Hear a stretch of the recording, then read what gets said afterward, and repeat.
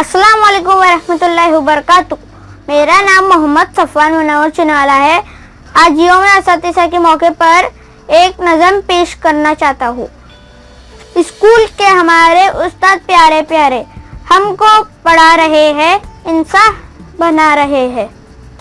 क्या क्या नहीं पढ़ाया, यूँ हौसला बढ़ाया। बात अनसुनी बताई, दुनिया नहीं दिखाई, की दूर हर बुराई, तहजीब भी सिखाई। करना नहीं लड़ाई, होती है जग हसाई, होते हैं बाप साया, उनसे ये दर्स पाया। तालीम का असर है, ऊंचा हमारा सर है, इनका जो ये अमल है, एहसान बेबदल है। इनकी करेंगे इज्जत, पाते रहेंगे शफ़क़त। खूबी सफ़वान ने भी उस्ताद की बयां की। बहुत बहुत शुक्रिया। उम्मीद है आपको मेरी नज़्म पसंद आई होंगी। अगर आपको ये नज़्म पसंद आए तो लाइक शेयर सब्सक्राइब कीजिए।